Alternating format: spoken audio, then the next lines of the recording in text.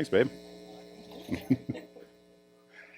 So I wasn't sure, when they put these slides, Jason puts the slides together for us. I wasn't sure if I was going to get a title afterwards. I was sort of hoping, that I'd get like Nathan Brown, bass player, or Holly's husband. Either would have been fine. But yeah, this is cool. This works. Yeah, I'm minimalist. So happy Father's Day, everybody. I have a short, very short story that has zero to do with what I'm going to talk about, but it made me chuckle, and it has the word father in it, so I'm going to tell it. The story is told of a father of 5 children who came home with one toy. He summoned his children and asked, which of them should be given the present? Who's the most obedient one here? Who never talks back to mom and does everything that mom says to do? He inquired. They took a few seconds, turned it into a few minutes. None of them could really come up with the answer to that until the oldest said, "You play with it, Daddy."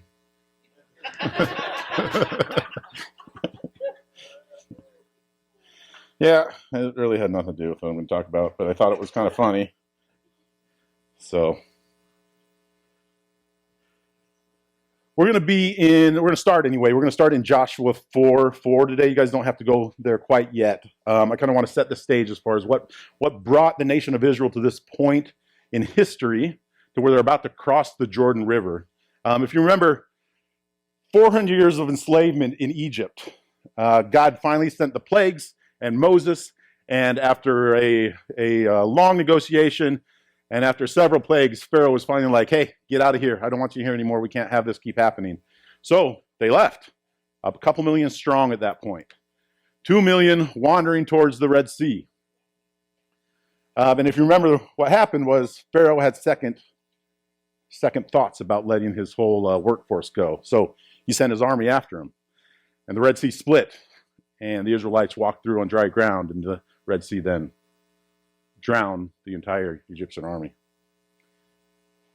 Now, they sent spies out originally to go check out the promised land, 12 of them. 10 of them came back with a report that said this place is full of giants. There's no way we're going to be able to take it. 2 of them said, it might be full of giants, but this is the promised land. We can do this. And God said, those 10, oh, guys, you're going to wander in the desert for 40 years while this generation of unbelief dies off in the wilderness. Now, 40 years goes by. They wander throughout the desert. And the final man of that generation dies off.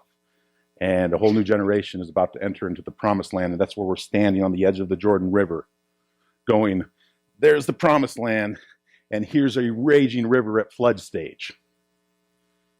So, here we are.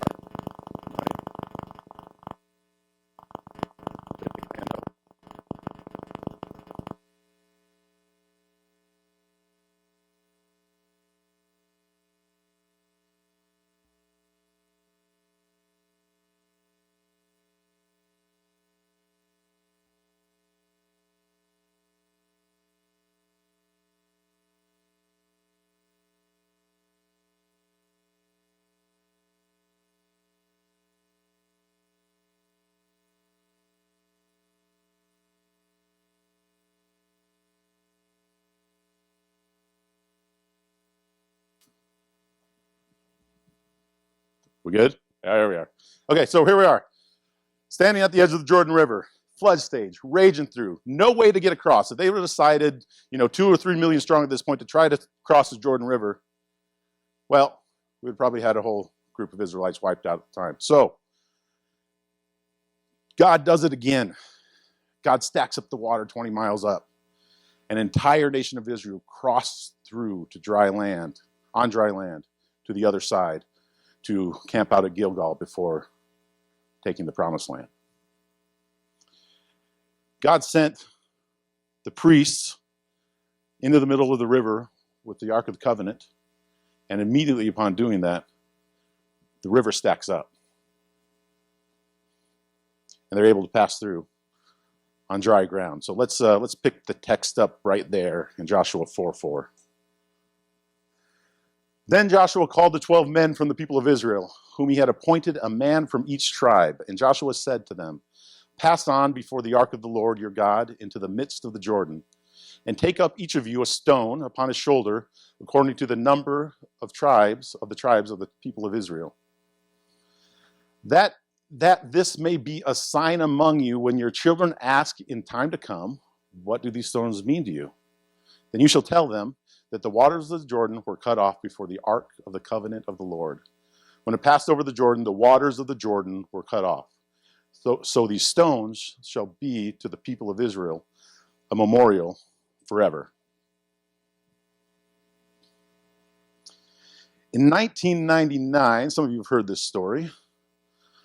Holly and I were just a little bit from getting married, and we bought our first car together. It was a glorious 1994 purple Ford Explorer with a chrome brush guard. It was fantastic. I did not care at all that it was purple. It was by far the nicest car that either of us had ever owned up to that point. And one weekend, we were invited to go camping with her family. And so we did. We went out to the Sun Lakes, if I remember right, out Highway 2, kind of towards Central Washington. We had a great time. I learned a lot about her family that weekend. I learned that her grandpa is a terrible golfer. He has mastered none of the clubs, but he has mastered the foot wedge. So anytime it was in a sand trap, he could kick it out. Next to a tree, he'd kick it out and pretend like nobody had noticed that he was doing that. It was unreal. But actually, I got to know their family pretty well that weekend, and we're coming back into town. If you know the area, we're coming into Highway 2 and reared into sort of the last stop before Airway Heights, and we decide that we're going to stop in the drive-through and get ice cream. So we hopped out, we got ice cream, and hopped back in, and we're enjoying our ice cream, and we're heading back into town. And if you know the highways out there, they're built off of farm fields, so they're just sort of raised up anywhere from like 3 to 6 feet the entire way, right? So you're always sort of on these raised highways, and you don't want to meet the shoulder because it goes off really quickly. It started hailing, and kind of traffic just slowed to a grind. And I remembered that I had a brand new 1994 Ford Explorer that had push-button four-wheel drive. So I thought, I'm going to go ahead and try this out. So I push four-wheel drive, and it's a single-lane highway, remember, out there, and I kind of creep out. There's a car, and I creep out again. There's a car, and finally I creep out, and there's really nobody for as far as I can see. But as soon as I pull out fully commit to this, I start fishtailing, and I'm fishtailing bad. I can't get control, guys. I am fishtailing, and for as long as I could see, there was no car, and then it was long enough that suddenly there's a car coming head-on. And I have a choice to make. I either take a head-on collision or I pick the ditch. And so I picked the ditch. And we went flying off the highway. Flashed back to getting ice cream. I'd forgotten to buckle in as I got back into the car. We go flying, we hit, and that's sort of the last real impact I remember. We go 1.5 times over. And we end up on our top. I'm laying on the windshield and sort of come to, there's some warm feeling kind of dripping into my ears. And I realize what happened. Blood's sort of pouring over the windshield. I pick myself up. I do a quick self-assessment. Is anything broke? Am I missing limbs? Everything seemed to check out okay. Then I realize that while I checked out okay and I might have a head wound, my fiance is dangling above me. And I sort of go into a panic. I can't get her undone. I reach up and try to get the seatbelt. The buckle was so jammed. I remember kind of leaning into her, and she's, I think, a little in shock at that point. Leaning into her, trying to take the weight off the seatbelt, and we just can't get it undone. So I crawl out the side window. I'm thinking maybe I can get a better angle on it, right? Still can't get it undone, and I sit back on my knees, and out of the corner of my eye, I see a man kind of walking across the field. And I see him, he's got a white shirt on, white pants, and a khaki belt. I don't really think too much of it because I need to get Holly out of this predicament. So I kind of dive back in, trying to get her, and I realized I cannot get her undone. And I'm in full-blown panic mode now. And for this guy that was walking across the field was suddenly on me. He puts his hand on my shoulder, and he says, Mr. Brown, I can help. And I said, you can't help if you don't, unless you have a knife or a scissors or something, you're not going to be able to help, bro. And I go back in, and I try to unbuckle her one more time, and he puts his hand on my shoulder again and goes, Nathan, I can help. It's when I realized he called me by my name, and our God is intervening in this particular circumstances dramatically.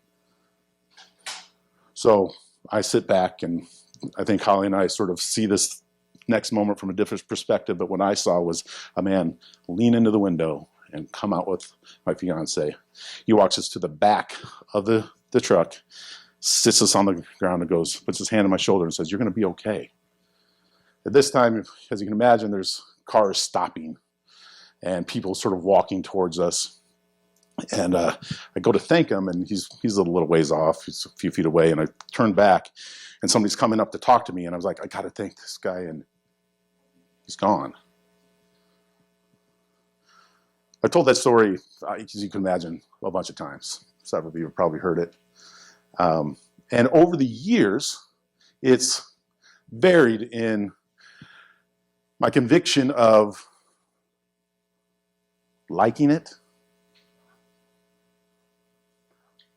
Have you guys ever had a miracle that you kind of wish maybe it was a different one? Maybe you didn't. Maybe, God, you could have intervened prior to me flying off the highway. You know, maybe made the four-wheel drive not work. I don't know, maybe made it not hail. There's times where I tell that with tremendous conviction to speak into somebody's life and say, hey, God will show up when you need him to. There's a time where I wish there was one miracle and not the other, to be honest. So if I can get you guys to kind of wrap your head around one big idea today of the stuff I'm going to share over the next little bit, it's that recognizing the miracles in our life, especially in hard times, refines us for greater things. Recognizing the miracles in our life, especially in the hard times, refines us for greater things. So how are we going to get there? I'm going to settle in on 3 points, and they're on your outlines and kind of different verbiage. But we're going to look at a few different things. Number one, what God does, opposed to what God is capable of doing. The second thing is, what's our heart posture, and where do we set our eyes in tough times? And the third thing is, are we stacking stones so we can call on the power of past miracles to help guide us in our current circumstance? So point one on your outline. God is God, and I am not. Have you ever had to remind yourself of that? God is God, and I am not. You can imagine that after 400 years of enslavement, 40 years of wandering in the wilderness, they're promised the promised land. They're standing on the edge of the Jordan River, and it's at flood stage, rushing by. And they're going, what? We have to get from here to there. The promise is over there. We're here. So this is an honest question. How do you get 2 million to maybe 3 million people, maybe more, from one side of a raging river to the other? How do we do it? We know how God did it, but how else can we do it? That's the question. Build a bridge. I think I would have gone for a bridge. If I had a first big miracle, I think I would have been bridge would have been my jam. I think it would have been the easiest to get across. What else? Ferry? Yeah, giant ferry. I like it. There's several ferries. I don't know if they could go around. Teleport, maybe. Beam me up, Scotty, kind of thing. Mini what? Mini jet boats, sure, yeah. Propulsion hadn't been invented yet, but God could do miracles, you're right. Yeah, airplane. Several ways to do this other than just drying up a river to stack up and walking across, right?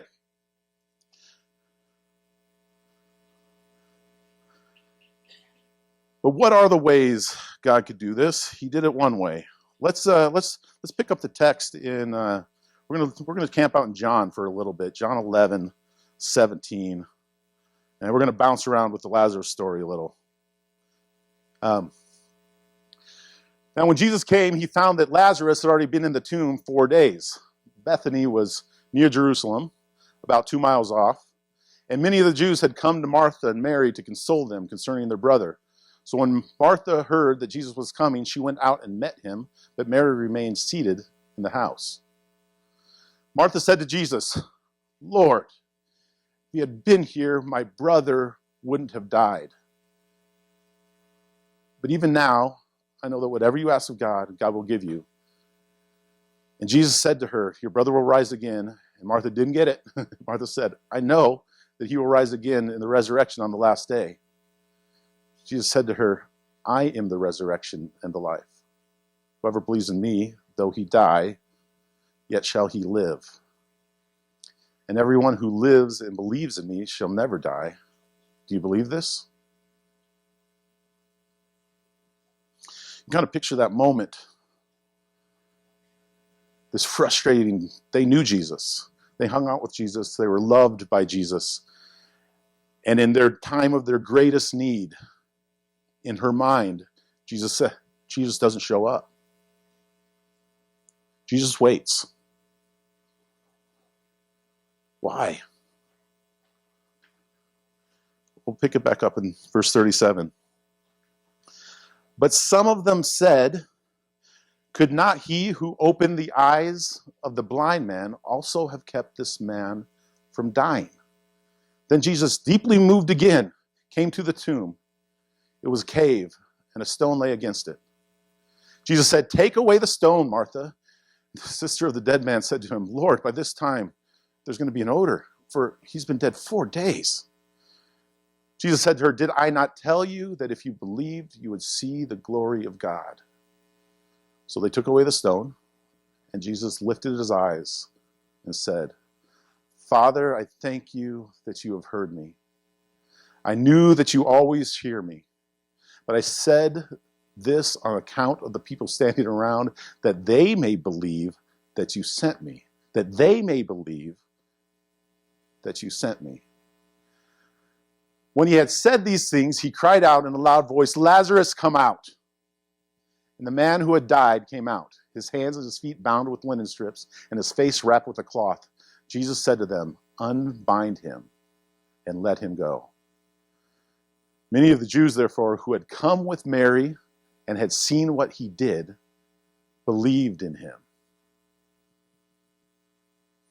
There's something more going on here than the miracle.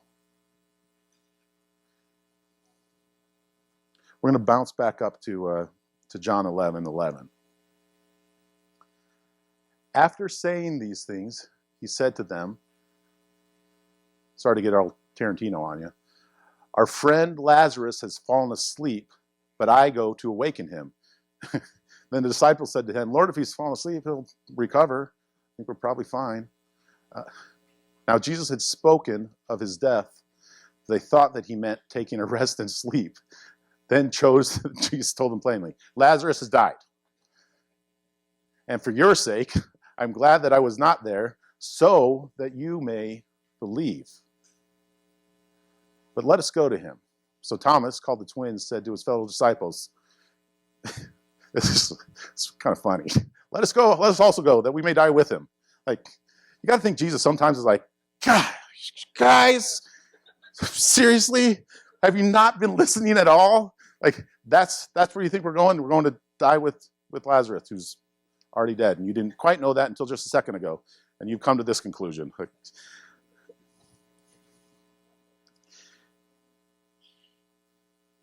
Here's the idea, guys, though. God did not come to earth to prevent death. He didn't. God came to earth to conquer sin and death. Those are two very different things. God did not come to earth to prevent death, but to conquer sin and death. Suffering prevention is not part of the promise. That's not in the promised land. This journey we're on, this sanctification, this refinement that we're sort of going through as we walk out our Christian lives, are a major part of the promise. The hard stuff is part of the promise. It's not just the land flowing with milk and honey. It's not just the good days. It's not just the time where your kids behave and food's on the table when you get home and all is right with the world. That's not the promise. The promise is the suffering too. If we can wrap our heads around the fact that we've walked into the promised land and that everything God brings our way is part of the promise and part of the purpose of this, our perspective shifts dramatically. We instead don't look at things that happening to us, but happening for us. Instead of saying, that really was hard and that really sucked, and I'm so glad I'm not doing that anymore. I'm not going through that anymore. We get to go, whew, in the middle of this, it's tough. And I gotta rely on God's favor and his wisdom. But on the other side, I'm better for this. Point 2 on your outline. Fix our eyes on the promised land and not the river bottom. So when we talked about how God could have done this many different ways, but decided, let's split the Jordan River and have them go through on dry land. There is still a part of the journey that they had to take. Guys, remember, there's a lot of people out there camping on one side of the river. They've got to pack up 2 to 3 million people, all their belongings, their tents, their carriages and their carts, their livestock. And they've got to trudge down one side of the river, over a rocky river bottom, and up the other side. And I don't know how wide or how treacherous that was, but they still had to make the decision to actually do that. If I could get that next slide, Jesse. Neurofibromatosis type 2. If you would have said this word to me over 3.5 years ago, I would have thought you were just putting consonants and vowels and weird things together to make me feel stupid. But that's actually a word. It's a genetic disease that our 16-year-old Titus was diagnosed with about 3.5 years ago. I remember Titus having trouble with vision with his one eye. Titus is with us, though. He's back there doing sound. Say hi. And so we got an eye exam. And I remember the optometrist specifically looking into one eye, and it looked normal, and he couldn't see the optic nerve on the other eye. And he didn't have an explanation for us. It felt like he didn't want to give us an explanation. Like he didn't want to drop the news that he was having to sort of guide us to.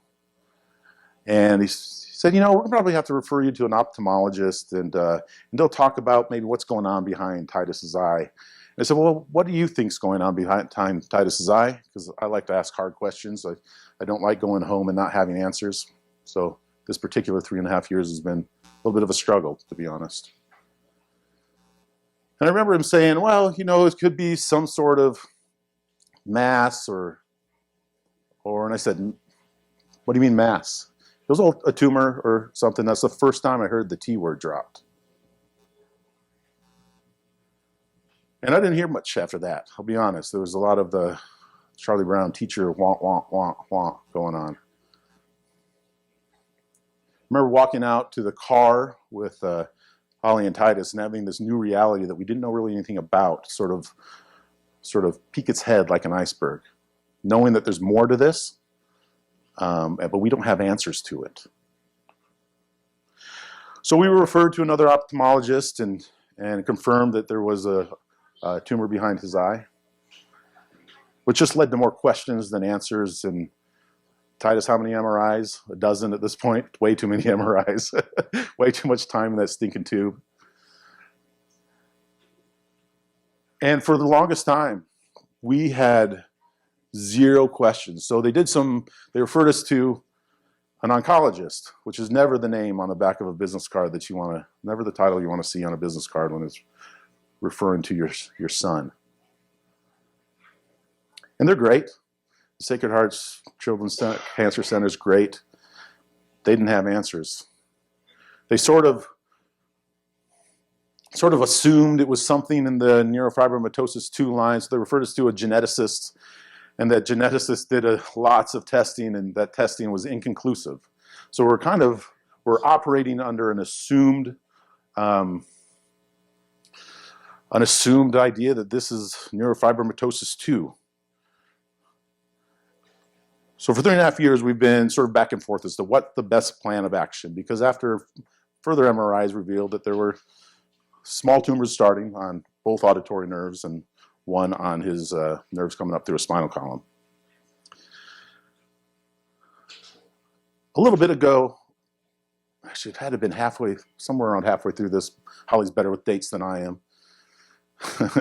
Holly was given a word by a friend that we trust that said Titus was going to be healed, but that healing wasn't going to happen right away.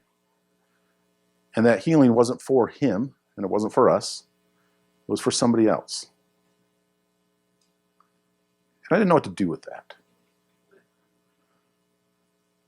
But I believe it. I remember maybe 6 or 7 months ago, John Leland texted me and said, "What are you doing tonight?" It was a Friday. I said, "I'm not sure." He said, "Well, I think you're supposed to bring Titus to men's group, and we're supposed to pray over him." And so we did. We brought Titus and his older brother Tristan to men's group, and we prayed over him. And while it was an awesome, uplifting night, Titus wasn't healed, but we believe Titus will be healed. And there's this little caveat. This is going to be this open-ended story where you really hope that we tied this thing up with a bow, but there's no bow to tie it up with yet. So there was this time where we finally got to meet an NF2 specialist in Seattle Children's Hospital. This was their jam. It was an NF clinic. Like, yes, finally some answers. And while they weren't all answered by any stretch of the imagination, lots of them were, and a course of action was finally given to us as far as what this is going to look like, how we can move forward, what steps will be. And as a man, can you thank God for steps? Holy criminy. The not knowing about killed me. But just give me a plan of action. I can walk that out. And so they recommended that there's not a lot. Tumors right now are stable, which means they're not growing, which is a good thing. And there were these small ones on their auditory nerves they felt like they could operate on and have some really good success. So we scheduled a surgery, and that was going to happen Wednesday of next week. But suddenly, at the end of last week, we get a phone call from the hospital saying the surgeon has a family emergency, and we are not going to operate right now. And we don't know when we're going to do that again. It's stable. It wasn't an emergency. I can be totally honest. There was not some major letdown from us. There was no like, oh God, this was the promise. The promise was surgery. That wasn't it. We knew there was going to be healing. We don't know what that exactly means. But we can rest in the promise that there was a word spoken over his life and he'll be healed. And we'll take solace in that. And so we wait. And we walk, and we continue to walk out the journey, and we walk across the river bottom, because on the other side is the promised land, and we have a choice. Do we stay on one side, where we've been wandering for 40 years, or we take that journey, we pick up our stuff, we put it on our backs, and we walk across this river bottom? That's what we choose to do. Day in and day out. And we keep our eyes set on what we know to be true.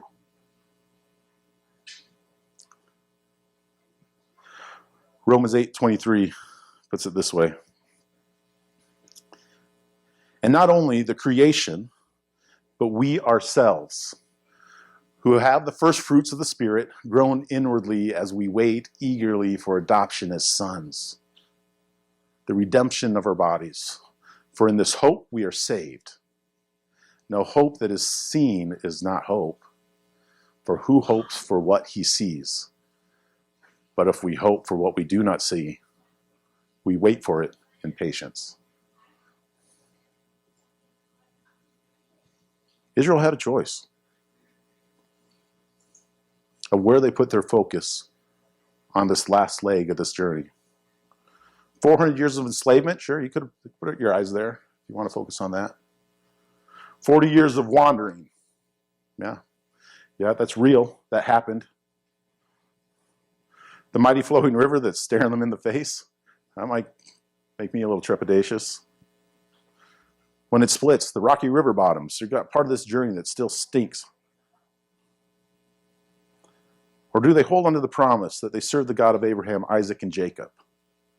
That they were promised this land. And God is holding back a 10-story wall of water so they can cross on dry ground to take it. Where do you put your eyes? Where do you put your gaze? And how do we posture our hearts for this journey? Are we just going to focus on the hard part? Or are we going to realize that there's a lot of water God's holding back? I think I'm cool. And point 3, we must stack our stones to sustain us and empower us for greater things. I had a mediocre point for this last point. I wrote it out. I'm like, gosh, this is okay, I guess. It's not really the bow I want to put on it. And then I started talking to my brother, Jesse Hoffman, before church, and realized he's got a story that can tie this up for both. Do you want to come tell it?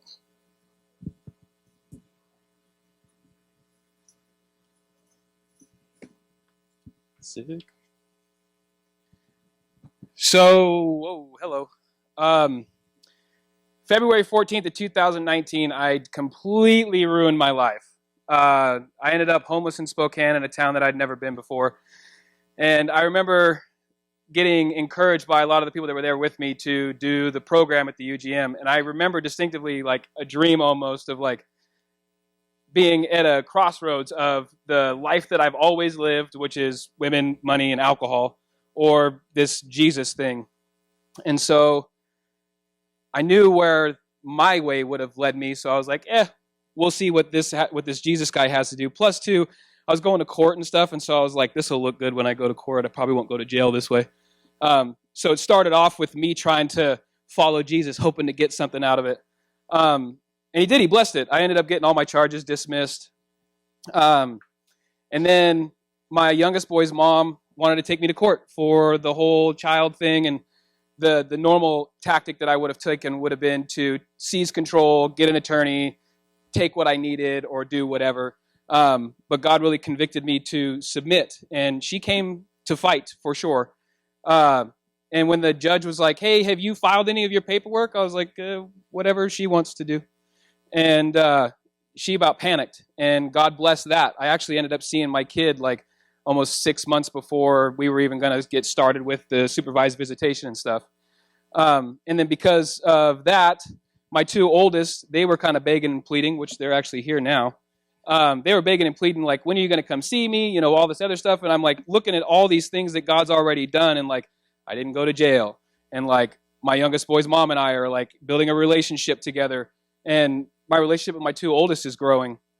And then I meet Faith, and that just completely throws everything to an amazing standard where like I have this woman who I definitely don't deserve. Then fast forward back to the kids, I get out of the program and I end up going back to work as a fabricator, making money, and I get this house from SSVF, which I never wanted to claim any of my veterans benefits because I felt guilty because I'd gotten kicked out. And so I was encouraged to do that. I end up getting housing. So now I have a place to live, and I'm making more money than what I know what to do with, which ends up giving me a savings account to where then I can go fly and see my kids in Illinois, to which almost immediately they say, hey, we want to come and visit. So I come back here, And I'm like, I don't have a clue how this is going to work. I don't have childcare. I can't afford it. I take a staple in the hand at the job that I was currently at, and I'm on L&I for like 3.5 weeks. And then this job for Cup of Cool Water comes out, which is working with at-risk youth, which is something I've always wanted to do but never felt like I was worthy enough to do it. Ended up tricking them into hiring me, I guess. And so, yeah, now I work with at-risk youth, but also, too, like, then all of a sudden this check from L&I comes in, and it's like, oh, crap, I can go get my kids. And then I'm like, hey, I'm going to come get you guys, but I don't know how I'm going to get you home. And then one of our brothers and sisters here ends up gifting my wife and I a check, which paid for the return trip. And every single time, and I think Faith actually gets upset about it because I'm like, even for our wedding, she's like, we got to do all this planning. And I'm like, it'll be fine. Don't worry about it. Because I don't understand how I am where I am today without Christ in my life. My job is something that I've always wanted to be in. I have my children here for Father's Day. My youngest boy and I and his mom actually have a better relationship than we ever had before. And yeah, every time God puts me in a position to choose this new path or something that I'm familiar with, I can't help anymore but want to sway towards his path because it's weird. It's like this picture of like Jesus behind like a dark door, and I don't know what's behind it, but I know what's behind the dark doors that I've built in my life. And every time I leap off that cliff, he not only catches me, but he catches me in a way that's like, it's better than even what I could have imagined it to be if I was in my best efforts. Like if I would have went and got them, it would have been so bad. It would have been so bad. I was not ready. But just in time, and like I'm able to pass that faith on to my kids by just telling them the same thing. I don't know how it's going to work. I don't know what we're going to do, but I think it'll work out, and luckily it has. So, yeah, God kind of put me in a position to where I continue to stack my stones on him, not necessarily because it's what I want to do, but because I know for a fact that it's the best choice. So good. So good, man. Holy cow.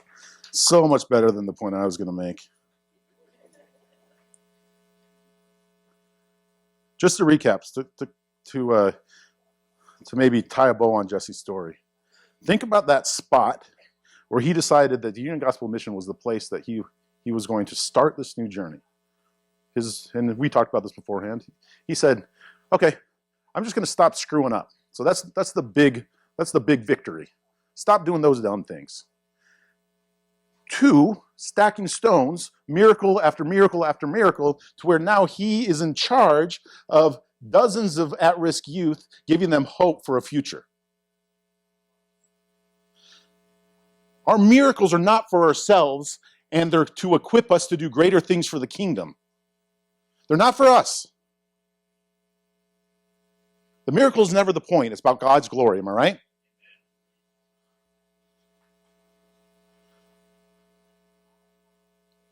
Deuteronomy 6:10 through 12. When God, your God, ushers into the land he promised through your ancestors, Abraham, Isaac, and Jacob, to give you, you're going to walk into large, this is the Message version, bustling cities you didn't build, well-furnished houses you didn't buy, come upon wells you didn't dig, vineyards and olive orchards you didn't plant. When you take it all and settle down, pleased and content, make sure you don't forget how you got there. God brought you out of a slavery in Egypt. It's weighty stuff. That's heavy. That's life perspective shifting stuff. Holly, can you come back up?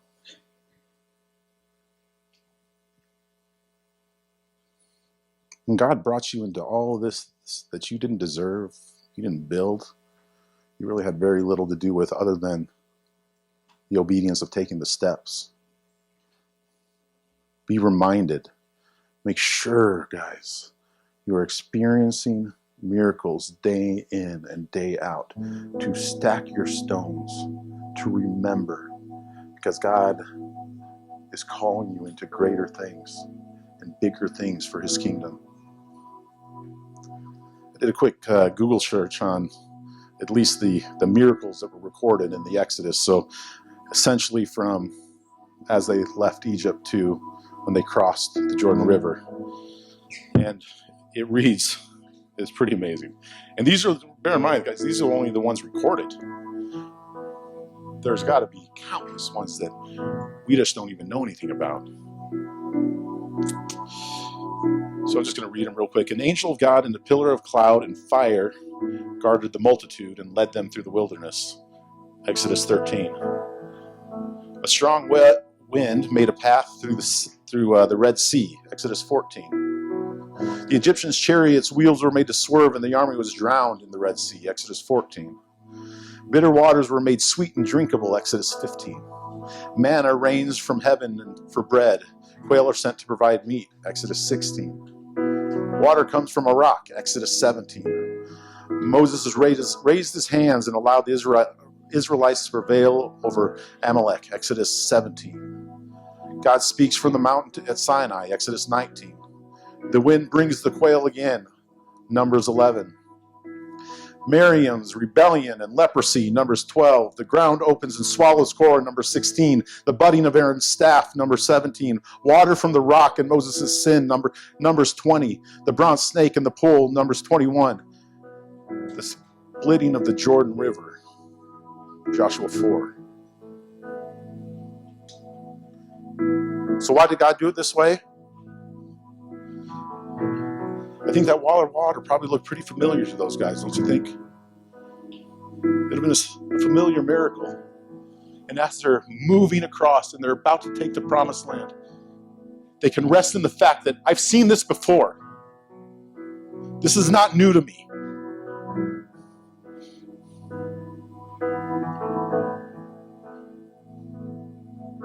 And they were able to cross on dry ground, but that first crossing, the promise is freedom and wandering. It was sustenance, but homelessness. But the second crossing was something else, right? The second cross was bigger and better things. And they were able to walk. And they didn't get it perfect, guys. We're never going to get this thing perfect. But they were to walk in the fullness of the promise and cross the Jordan River into the promised land. There's still work to do.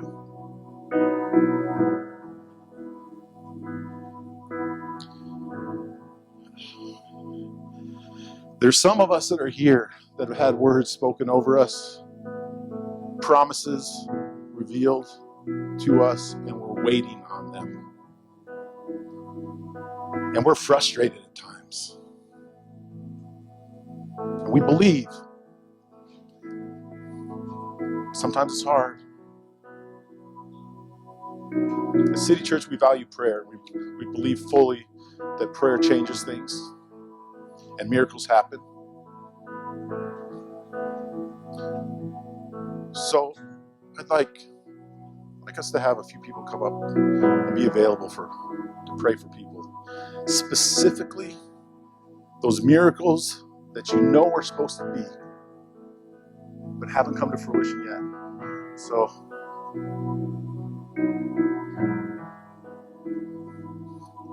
John, will you come up, please?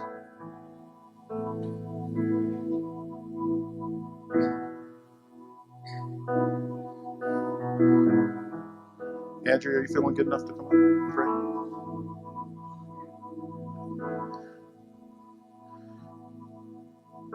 TJ, can you come up and pray?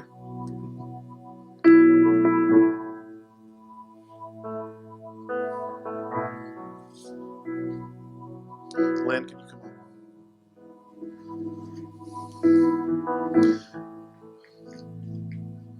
Got it? Guys, it's normal.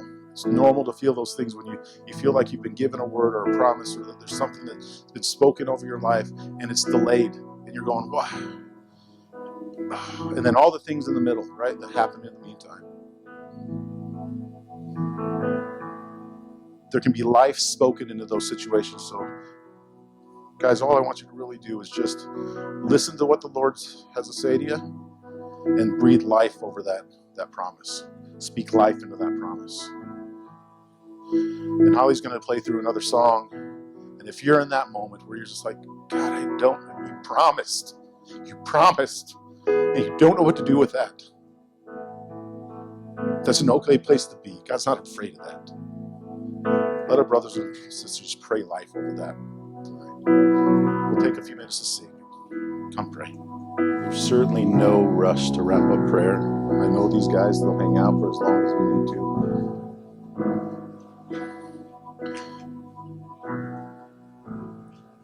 In the waiting, believing what we just sung can be hard.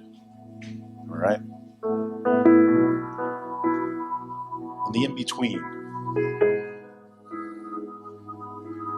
believing that this is a house of miracles can be tough, which is why we stack our stones.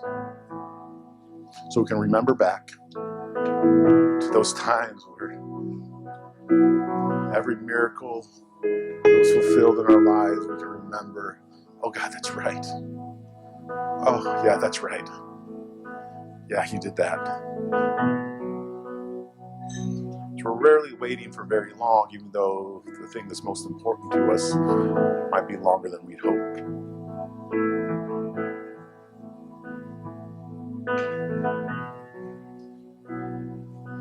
Keep that on your hearts this week. If you're feeling discouraged or lost or feel like giving up, remember the last time God met you right where you're at. He provided healing or financial bailout or whatever the case may be. Remember back to those times because they're important. And they'll move you in the direction of bigger and greater things for the kingdom. Heavenly Father, we're so thankful for who you are, and we're going to trust you even when it's hard, Lord, and we're going to keep our eyes focused on you, focused on the promised land. And help us to find real practical ways, Heavenly Father, to walk this out this week. Help that to be our prayer, that we can find ways to walk out that hope so we can show that to the rest of the world, Lord. Thank you for my church family, Heavenly Father. Bless them this week. In your Son's holy name we pray. Amen. Have a wonderful week, guys. We'll see you here next week.